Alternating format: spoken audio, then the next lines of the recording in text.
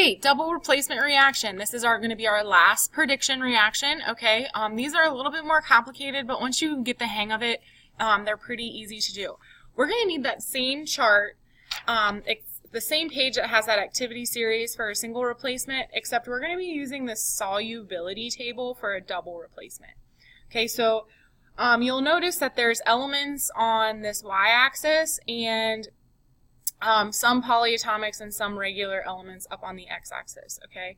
And I'm going to show you how we use this here in a second. So let's talk about how we create a double replacement reaction. Well, first of all, in a double replacement reaction, everybody switches partners, okay? And one way that we can kind of think about this is say the outsides will go with each other and the insides will go with each other, okay? So let's look at this example.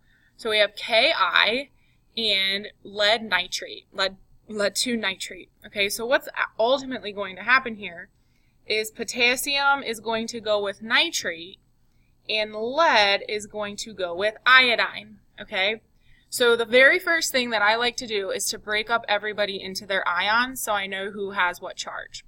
So for instance, if the example that we're looking at, we have K plus 1 plus iodine minus 1 plus Pb plus 2 plus 2 NO3 because of this subscript right here. Okay, so the same thing applies. We're going to look to see potassium and nitrate together and lead and iodine together. Okay, now here's the thing though. Sometimes when they switch partners, they don't form anything, meaning they stay in their ions, which means that they're soluble in water. Okay. Sometimes, though, when they mix together, they make a solid or a precipitate. It precipitates out into the solution. And we need to indicate that in this reaction. And that's what this little chart is here for. Okay? So, let's kind of read some things that we're going to see on this solubility table. If you get an S and an S, there's no reaction. Okay? Meaning both solutions.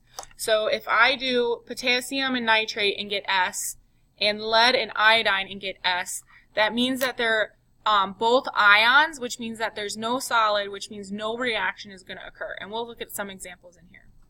If I get anything besides S, S means soluble, meaning it'll dissolve in water.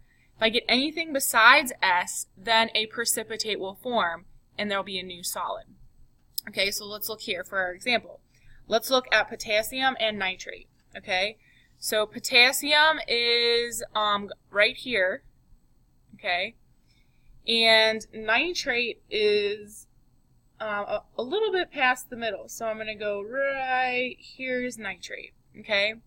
So potassium and nitrate get an S, which means it's soluble, okay? So I like to put an S above that just so I know. And if it's soluble, that means it's going to be aqueous, okay, which means dissolved in water, or AQ, okay? Let's do the same thing for lead and iodine. So here's lead. Where's lead? Lead 2, okay? And iodine. Iodine's like in the middle, okay? And iodine, yep, I get a P, which means precipitate, or a solid forms, which means this reaction will go forward. It will actually happen, okay? So, with that being said, if I make the new compounds using the ions, and then I balance, okay? So, for instance, I had Ki, potassium is now going to go with nitrate. So, I'm going to have K plus 1, nitrate, which is minus 1, both charges cancel, so I'll make KNO3. And since this had an S next to it, it's going to be aqueous, which means dissolved in water, okay, soluble. It's not a solid anymore. Plus, I had lead plus 2 plus iodine minus 1. Charges don't cancel, so this is going to be PbI2. And we're going to put a subscript S next to it because it is a solid, okay, and it will precipitate out. Okay, so this is the main reason why we have a double replacement reaction here, okay? And then obviously the last thing that you would have to do is balance, right? So if I have 1 potassium, 1 ion, 2 iodines, I'm going to put a 2 here. 1 lead, 2 nitrates, 1 nitrate, so I'm going to put a 2 here. And then I should be balanced. Okay?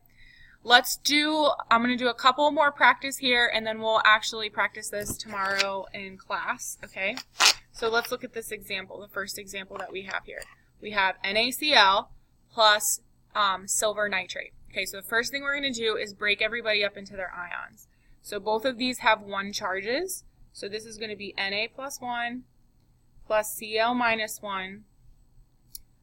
And silver is also a plus 1 charge, and so is nitrate.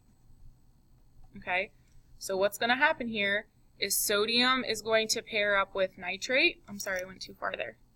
Sodium is going to pair up with nitrate, and silver is going to pair up with chlorine. So outsides, insides, okay? So the very first thing I have to figure out, am I going to have a chemical reaction happen? If I get 2 S's from my chart, then there's no reaction. If I get something besides an S, then that means a solid is going to be formed. Okay, so the first one, let's look at sodium and nitrate, okay? So sodium is right here. Nitrate, I'm going to go over. Sodium, nitrate, I get an S, which means nothing is going to form there. And let's look at silver and chlorine. Okay, silver, and it's going to be chloride because it's the ion. And I get an A, which means that there is going to be a precipitate forming, okay? So this reaction will move forward. Okay, so let's look here.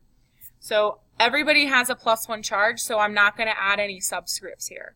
So my products are actually going to be NaNO3, and this is soluble, so I need to put AQ, because it dissolves in water, plus AgCl, and it's going to be a solid because I'm forming a precipitate, which means that there is a solid forming, okay?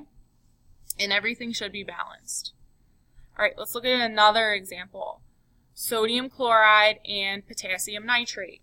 Okay, so my ions are, let me make sure that you can see what I'm writing here, Na plus 1, Cl minus 1, plus potassium plus 1 plus nitrate, which is minus 1. Okay, so sodium is going to go with nitrate, chlorine is going to go with potassium, outside, inside. So let's check our chart. We already know sodium and nitrate is going to be soluble, meaning it doesn't form a precipitate. Let's look at potassium and chlorine. Okay, potassium is here, chloride is here, so it looks like we get an S. Okay, so no reaction formed. So these are always the easiest ones because then I can just write no reaction, nothing happens. Okay, let's look at one more example and then you can practice some. Okay, so the next one we're going to do tin acetate, so it's tin 4 acetate plus potassium hydroxide. Okay, so I'm going to split them up into their ions. So I have tin, here, I'll come down here a little bit so I have some room. So tin plus 4 plus acetate, which is CH3COO minus 1, plus potassium, which is plus 1, plus hydroxide, which is minus 1. Okay, outside, inside. Okay, so tin is going to go with hydroxide, and potassium is going to go with acetate. So let's see if we're going to get something forming here, okay? So tin and hydroxide. So I have tin 2 and tin 4. I need to make sure that, make sure that I'm using tin 4 because that's the one that I have. And hydroxide is about in the middle. Okay, so tin 4 and hydroxide gives me a P, which is a precipitate. Okay, so I'm going to have a solid. Let's look at potassium and acetate. Most of the time you're only going to have one solid, but let's just check. Okay, so potassium and acetates first. I do get an S, which means it's going to be aqueous or soluble in solution. Okay, so now let's make our products. So I have tin plus 4 and hydroxide. Charges don't cancel, so I have to say tin hydroxide, and then I need to put 4 from tin. Plus, and then I have potassium acetate, and they both have plus 1 and minus 1 charges. So it's KCl CH3COO. Okay, and then the last thing I do is balance. Now, it looks to me that acetate and hydroxide are not balanced, okay? So I'm going to put a 4 here to balance the acetate and a 4 here to balance the hydroxide and the acetate or potassium, and it looks like everybody balances, okay? We'll do a couple of practice problems in class, but I want you to try 4 and 5 for credit for this homework. Thank you.